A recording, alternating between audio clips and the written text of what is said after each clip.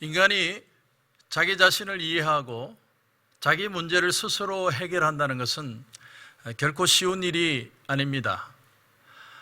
소크라테스가 너 자신을 알라 이런 말을 한 지 21세기가 지났지만 아직도 인간은 여전히 인간의 부분은 미지의 세계고 인간의 마음은 아직도 방황하고 있습니다. 최근에 한국의 어느 가수가 테스 형 세상이 왜 이래 이렇게 가사를 외쳤지만 그것은 인간이 인간됨의 가치를 깨닫기 위한 절규라기보다는 이 세상의 이 혼탁한 세상 속에 우리는 왜 사는가 하는 어떤 그런 탄식과 같은 절규가 아닌가, 저는 그런 생각을 해보게 됩니다. 인간이 자신을 어떻게 정의하는가? 맨 처음 철학이 그리스에서 출발합니다. 그리스에서 철학이 출발할 때 그 인간의 모습은 자연인으로서의 인간관이었습니다. 그리고 헬레니즘의 유물론, 그리고 근세로부터 재발견되는 자연관도 역시 그런 것이었고, 칼 막스의 공산주의에서 주창하는 인간의 개념도 물질적인 자연인으로서의 인간을 표현하고 있는 것이죠.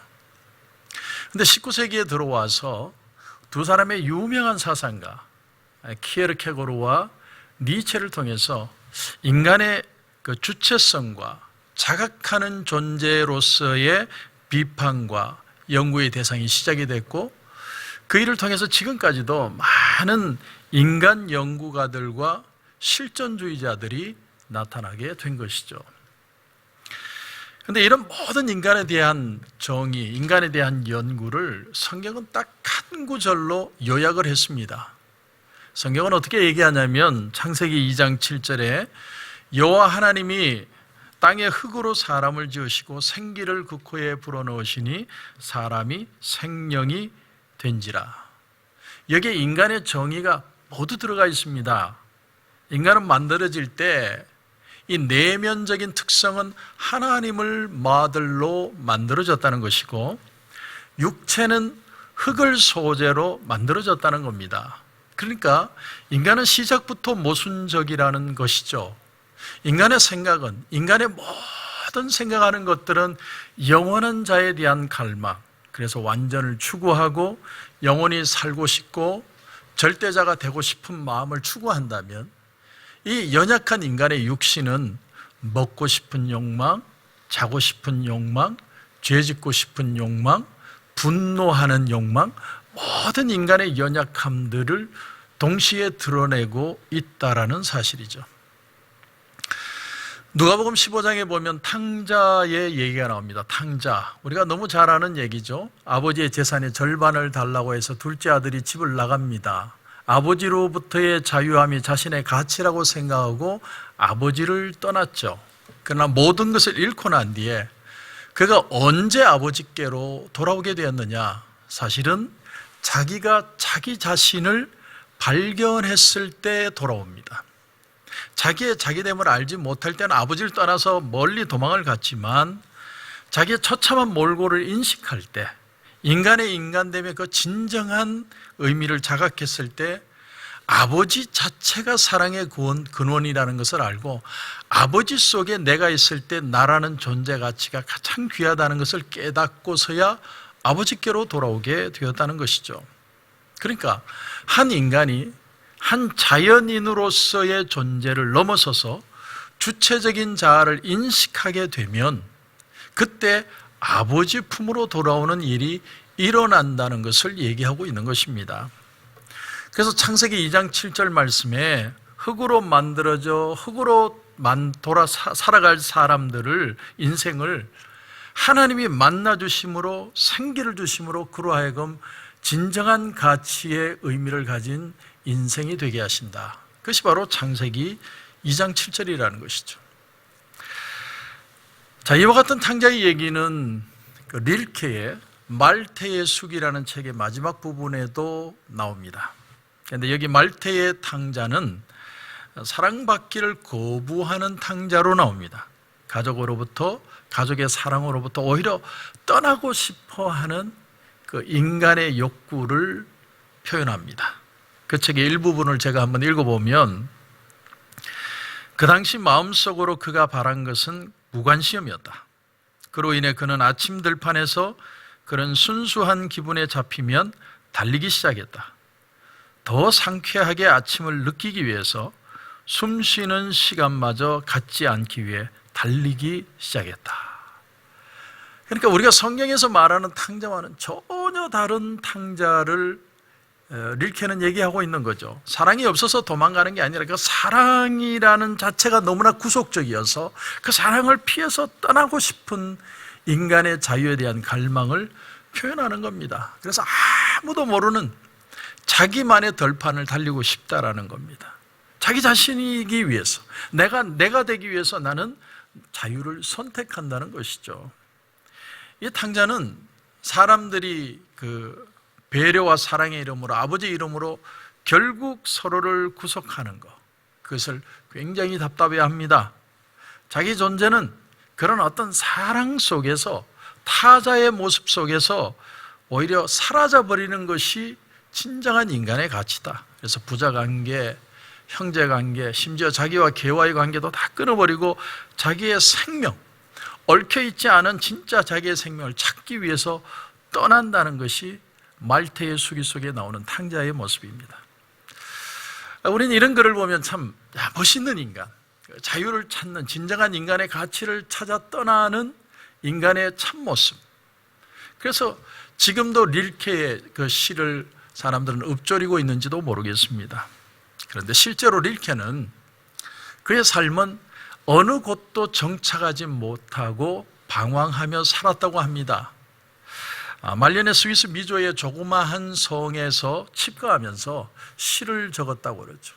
그러면서 건강이 악화되어서 스위스의 발목 요양소에 입원하기도 합니다. 릴케는 말년에 사랑하던 이집트 여인이 있는데 그 여인에게 사랑을 표현하기 위해서 장미꽃을 꺾다가 가시에 찔리게 돼요.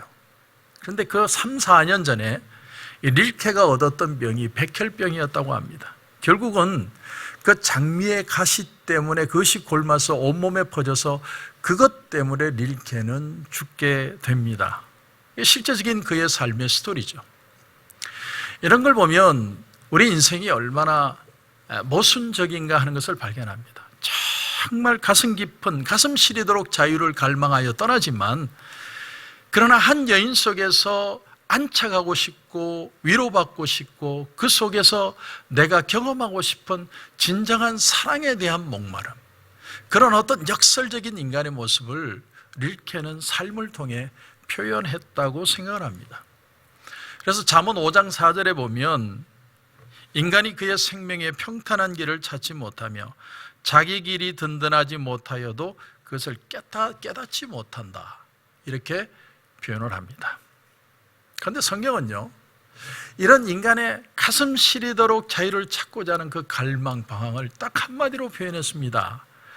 로마서 3장 23절에 보면 모든 사람이 죄를 범하였음에 하나님의 영광에 이르지 못하더니, 그러니까 인간의 그 깊은 방황 속에 인간의 죄로 인해서 하나님을 떠나고자 하는 그 괴리, 그 방황이 있다라고 하는 사실입니다.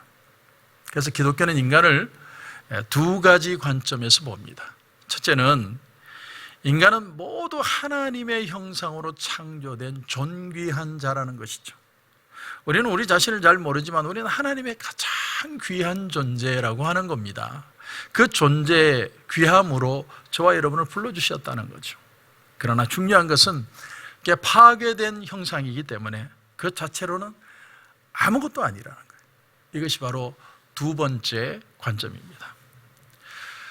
우리가 신앙생활하면서 가끔 은혜도 받고 막 기뻐하고 눈물도 흘리지만 어떤 때는 절망하고 좌절하고 낙심하고 어쩔 줄 몰라 하는 그런 일들도 많고 죄 지을 때도 참 많습니다. 그 이유는 뭐냐면 우리가 하나님의 형상을 갖고 있지만 완전하지 않기 때문이죠. 그리고 이것이 바로 죄의 성향이고 여기에 인간의 연약함이 있다는 겁니다. 죄가 우리 가운데 들어오므로 사람에 가진 하나님의 형상이 파괴된 겁니다. 그래서 죄라는 단어도 헬라어로 보면 하말티아라는 단어로 되어 있습니다. 하말티아라는 단어의 원래 뜻은 화살이 관역을 벗어났다라는 거예요. 하나님이 원하시는 삶을 벗어나는 것이 죄라는 거죠. 그 죄라는 것을 통해 인간의 마음에 방황이라는 괴리가 생기게 된다는 것입니다. 그래서 사람은 진정한 만족, 진정한 평안을 하나님을 떠나서는 가질 수가 없게 된 것이죠.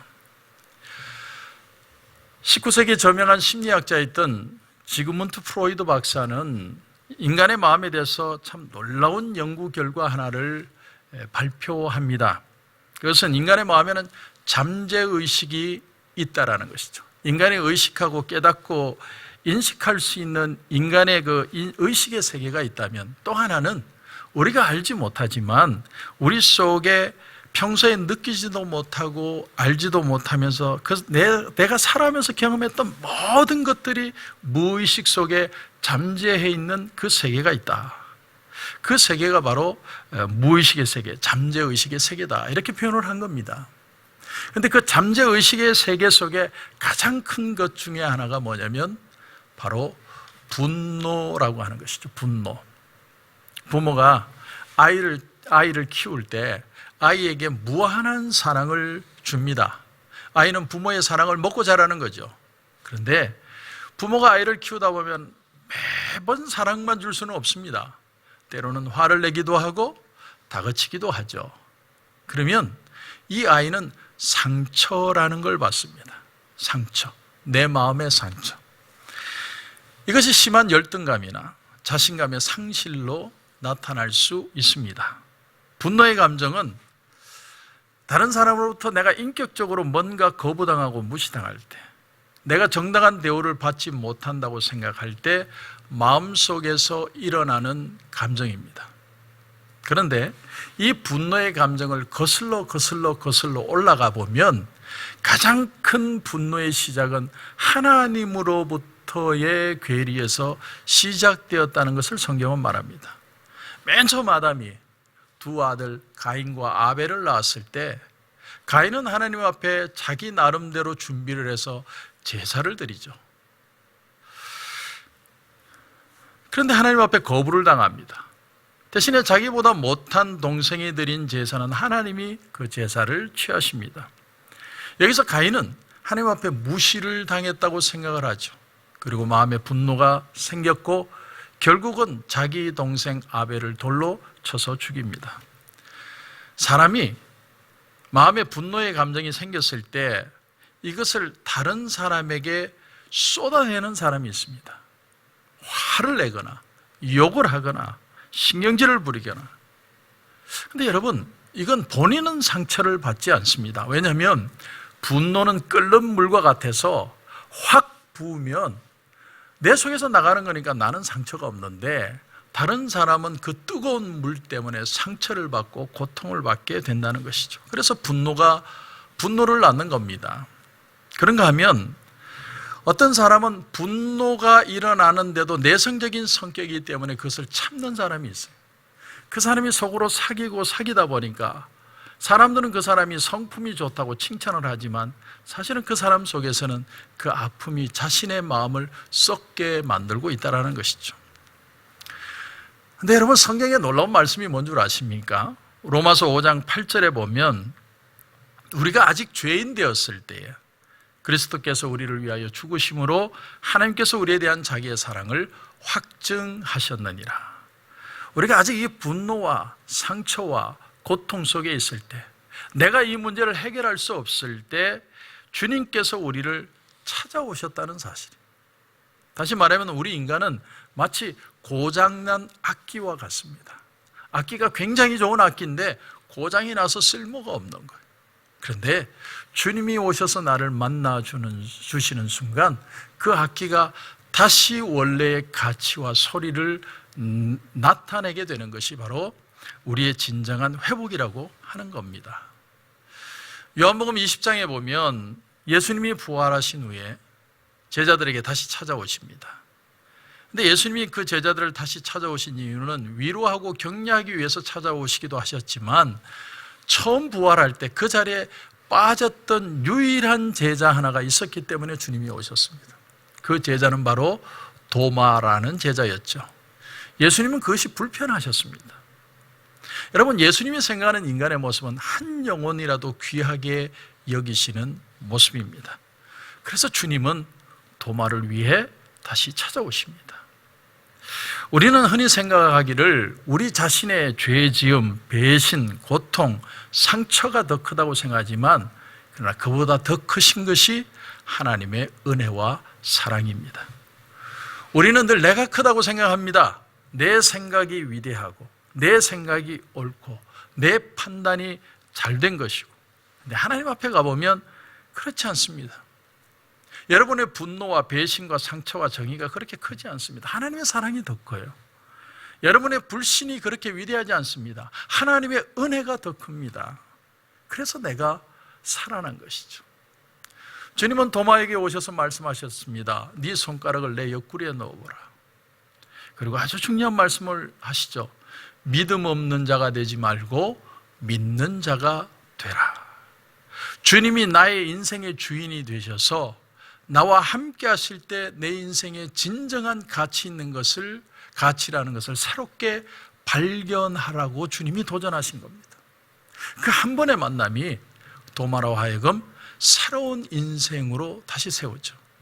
그래서 전승에 의하면 도마는 인도까지 가서 순교를 당했다고 전해지고 있습니다. 저는 대학에서 철학을 전공했습니다. 제가 철학과를 가게 된 이유는 내가 의도해서 그런 것은 아닙니다. 대학 수능을 시험을 치고 너무 시험 성적이 좋지 않아서 아버지와 의논을 했습니다. 아버지, 저는 재수를 하겠습니다. 그때 아버지가 저에게 주신 말씀이 뭐냐면, 너는 철학을 하든 국문학을 하든 해라. 그러면 목회에 도움이 될 것이다. 아버지, 저는 목회 안 합니다. 저는 제가 가고 싶은 길이 있습니다. 하지만 인생은 내 뜻대로 풀리지 않아서 저는 철학과를 들어갔습니다. 그리고 4년 내도록 술 철학했습니다. 아마 본 수업보다 술집에서 인생을 논하는 인생 철학을 더 많이 했던 것 같습니다. 그러고 나서도 저는 졸업하고 마음을 잡지 못했습니다. 그렇게 방황하던 어느 날 제가 문득 눈을 떴는데 그곳은 허름한 어느 여인숙이었습니다.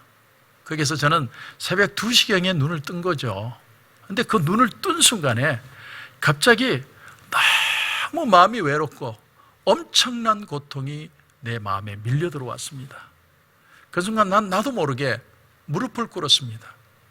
하나님, 살려주십시오. 나 이렇게 죽기 싫습니다. 그 한 번의 기도, 그 한 번의 기도로 저는 신학을 들어왔고 저는 지금 목사가 되어 있습니다. 목사가 되고 보니까 내가 철학을 했던 것이 앞으로 했던 뒤로 했던 얼마나 많은 도움이 되는지 모릅니다. 우리 인생에 여러분 웨이스트라는 건 없습니다. 나는 내 인생을 이렇게 많이 방황하고 절망하고 자유를 찾아 갈망하며 살아왔다고 생각하지만 그 모든 인생의 문제는 하나님을 만나는 순간 다 해결이 되는 것을 느끼게 됩니다. 여러분, 나의 나된 가치는 멀리서 찾는 게 아니라 가슴 시리도록 깊은 자유를 향해 뛰어가는 릴케를 통해서, 그의 시를 통해 찾는 게 아니라 하나님을 만날 때 인간은 진정한 자유와 평안과 기쁨을 누리게 되는 것입니다. 나는 누구인가? 나는 흙으로 만들어졌고 하나님이 우리 코에 생기를 불어 넣으셨습니다. 나의 나된 가치를 예수 그리스도 안에서 다시 한번 깨닫기를 주님의 이름으로 축원합니다. 기도드리겠습니다. 하나님 은혜를 감사합니다. 오늘 이 시간에는 나는 누구인가에 대해서 생각해 보았습니다. 우리는 흙으로 만들어졌고 그 코에 생기를 불어넣으셨다는 말씀을 배웠습니다. 이 말씀 하나가 우리에게 얼마나 귀한지 다시 한번 깨닫게 됩니다. 세상에서 방황하고 절망하고 좌절하는 그 삶 속에서 하나님을 만날 때 나의 나된 가치는 다시 깨달아진다는 것을 알게 되었습니다. 하나님, 다시 한번 우리에게 은혜를 주시고 만나 주셔서 그 주님의 사랑을 다시 한번 깨닫게 하시고 내가 하나님 앞에 귀한 가치로 다시 한번 쓰임받는 아름다운 삶이 되게 하여 주시옵소서. 주님 은혜를 감사하고 예수님의 이름으로 기도드립니다. 아멘.